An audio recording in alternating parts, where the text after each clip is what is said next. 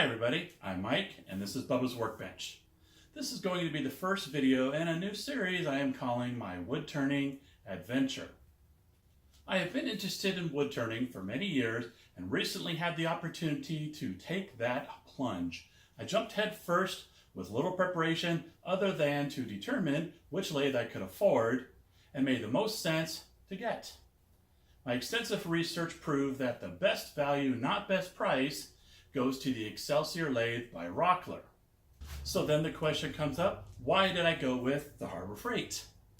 The first reason is Rockler is about an hour and 45 minutes from here, while Harbor Freight is only 5.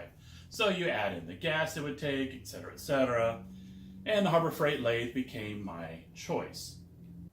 The second and third reasons are combined with the first.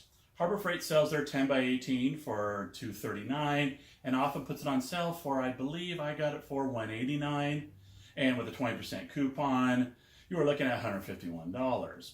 And even at the $239 regular price with a 20% coupon, you're at $191. The third reason ultimately swayed my decision.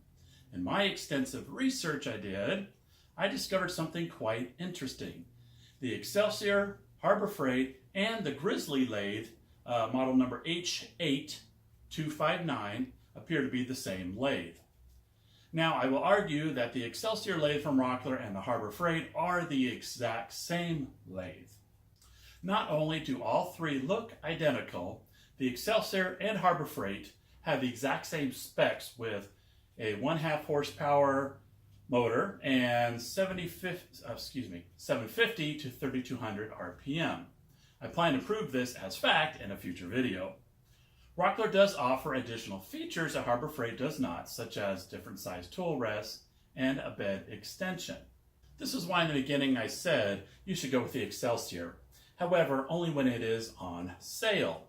Every so often they have great sales in this lathe, such as free bed extension and or a lower price.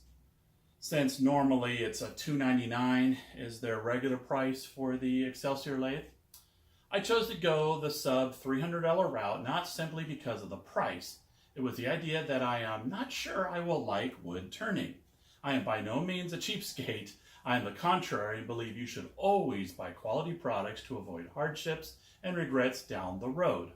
My extensive research was to determine what the best quality for the price. And all the reviews unanimously stated this lathe is good, so I went for it. I could tell right from the start it is an entry-level lathe and meant for light duty or small item project, and that's what I expected. The first thing that everyone says, and I completely agree with, is before you buy a lathe from any company is to determine what you're interested in turning.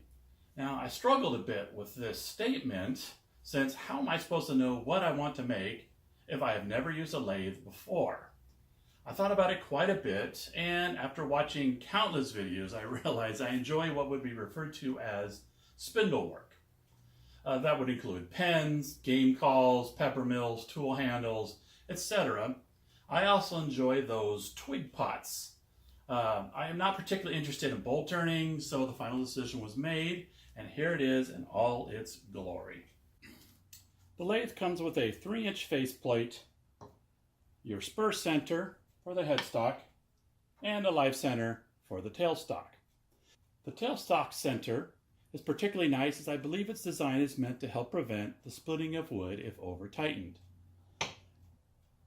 The lathe is very sensitive, and you can actually hear the motor change its pitch if it's over-tightened.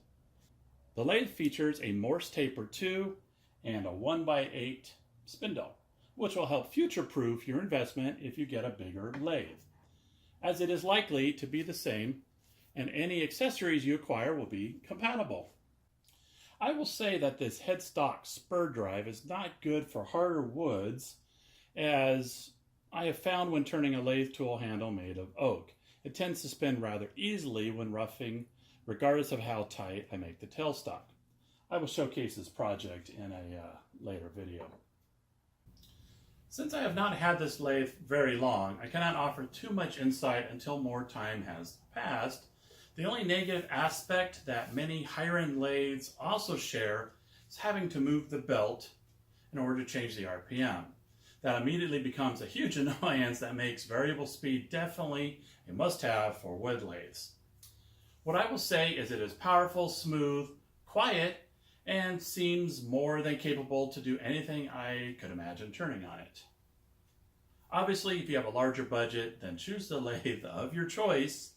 If you're like me and either has little to no money, not sure you will like wood turning, or want to just make pens, then this is definitely a great choice. So now, in order to shorten the length of videos and offer viewers the option to get just the information they are looking for, I am going to make separate videos for each aspect of my wood turning adventure. I hope this video was informative and helped you make the decision that is right for you. Any constructive comments, questions, concerns, you can leave them below. As always, links for everything mentioned will be in the description below. Thanks for watching, and you take care.